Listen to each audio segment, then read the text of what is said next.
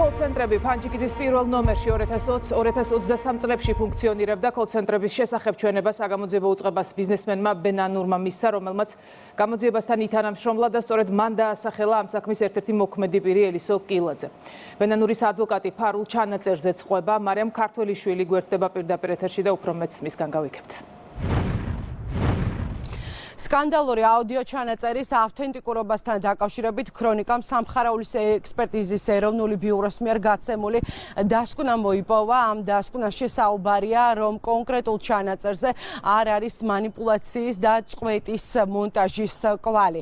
ამ ჩანაწერთან დაკავშირებით საუბრობს, როგორც თქვენც აღნიშნეთ, ტრანსნაციონალური დანაშაულის ერთ-ერთი მონაწილე ფიგურანტი ბენანური, რომელმაც თქვენც აღნიშნეთ, რომ სრულად ითანამშრომლა გამოძიებასთან და მათ შორის ჩანაწერი, სადაც ელისო კილაძე და დანაშაულებრივი დაჯგუფების ერთ-ერთი წევრი გივი ჯიბლაძე ისინი საუბრობენ კოლ-ცენტრებზე, მათ შორის დანაშაულში მონაწილე სხვა პირებზე და საუბრობენ იმაზეც, როგორ გააშავონ კონკურენტი კოლ-ცენტრები. ანუ კოლ-ცენტრების თემაშიც არის თუ არ არის? ეს მე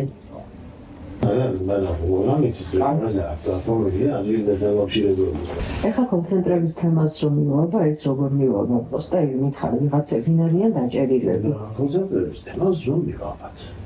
ეგ არის ძალიან მნიშვნელოვანი, რომ მათ რო გააპასროს მაგან ჩვენი კონფლიქტი სიტყვაზე და რაღაც არასწორად გაიტანოს გარეთ, ვენმა ვიტყვი, რომ ბოლო მომენტში გავარკვიოთ, რომ კეზერაშვილის კოლ-ცენტრების ბიზნეს პარტნიორი იყო თქო დედას ისეთ რაღაცებს აუყურებ და ამ ნახი კეზერაშვილს შემტენი ამის აყირავების თემას და ვაფშე ყველაფერს შევაკეთებს. ებრაელია. დასავლეთისა კოლ-ცენტრები გახსნილი. კოლცა. ცალკე ისე რომ არაფერი გაიაცნებულა და ვაფშე ჩვენთან ვია. საბიჯაბო ჩვენებაც არაფერი არ იციან, ხო? როდიაშვილი ეს ეგზაქტი უკრაინაში ვაკეთებ. კიდევ ღიად. ეს შეგოია თუ ბაჟა? შეგოია. აზრით ბუნდო რაკეთებ. გააკეთოს უკრაინაში. ეგრევე დავრეკავ. ისე რომ ორ პონჩი რა, აქეთ ქუჩაშიც და ოფიციალურ ნაწილშიც რა.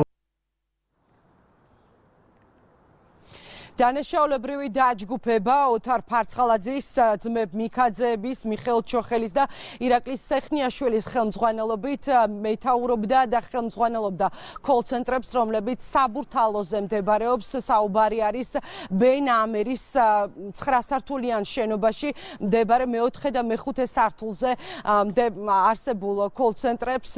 ეს კოლ-ცენტრები დაახლოებით რამდენიმე წლის განმავლობაში ფუნქციონირებდა და როგორც ქრონიკამ გაარკვია, დაახლოებით 70-მდე ადამიანი იყო დასაქმებული ამ კოლ-ცენტრებში.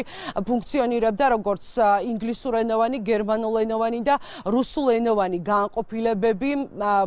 რაც შეეხება საგამოძიებო მოქმედებებს, რომელიც ხმაურიან საქმესთან დაკავშირებით ამ დრომდე გრძელდება, მათ შორის ელისო კილაძის საცხოვრებელ სახლში მიმდინარეობს შხრეკა. რამდენიმე საათის განმავლობაში იმყოფებიან ელისო კილაძის საცხოვრებელ სახლში, მათ შორის კრიმინალური პოლიციის თანამშრომლები, ექსპერტ კრიმინალისტები, უпростоრე და ჯერჯერობით უცნობია კონკრეტულად რას ეძებენ საგამოძიებო უწყების წარმომადგენლები, ან უკვე რა არის ამოღებული ბინიდან მტკიცებულებების სახით. ადვოკატები, მათ შორის ყოფილი გენერალური პროკურორის ოთარ ფარცხალაძის უფლებადამცველი ელოდება საგამოძიებო უწყებისგან მტკიცებულებების გადაცემას, საქმის მასალების გადაცემას, იქამდე კი არაპირებს საქმის შესახებ კომენტარის გაკეთებას. ამბობს, რომ ოთარ ფარცხალაძის პოზიციასთან დაკავშირებით ჯერ საჯაროდ ვერ ისაუბრებს. იგივე პოზიცია აქვს ოთარ ფარცხალაძის ახლო გარემოცვის წევრის მიხეილ ჩოხელის უფლებადამცველს. ამბობს, რომ მარწმუნებელთან ისაუბრა თუ არა,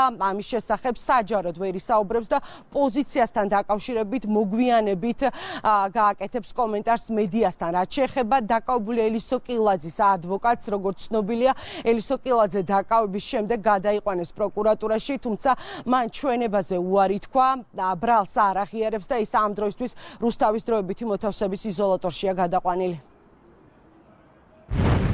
ჩვენება არ მიუწია, ბრალის დადგენილება ჩავიბარე და დაკავების ოქმე, რაც შეეხება საქმის მასალებს ხვალ გადმოგვეცემა, გადაყვანილია რუსთავის დროებითი მოთავსების იზოლატორში. ბრალში წერია, იმ ბრალს რა თქმა უნდა თვითონ ამბობს რომ არ ვაღიარებ. თვალის გაცნობის, საქმის მასალების გაცნობის შემდეგ გაკეთდება შესაბამისი კომენტარი სისხლის სამართლის საქმის შესაბამისად. ბატონ მიხეილ ჩოხელთან თუ გქონდათ კომუნიკაცია და როგორი არის მისი პოზიცია? ამ ეტაპზე კომენტარის გარეშე დავტოვებ აღნიშნულ კითხვას. 200-მდე დაზარალებული და დაახლოებით $10 მილიონ-მდე თაღლითურად მითვისებული კრიპტოვალუტა. ეს არის სისხლის სამართლის საქმის მასალებიდან ამოღებული ინფორმაცია. დღეს გენერალურმა პროკურატურამ კიდევ ერთი ტრანსნაციონალური დანაშაულის საქმე გახსნილად გამოაცხადა. დაკავებული არის პასუხისგებაში არის მიცემული 10 ადამიანი და მათ ბრალი ოფიციალურად დღის განმავლობაში უნდა გაეცნოთ. პირდაპირ ეთერში მარიამ ქართველიშვილი გვერდებოდა.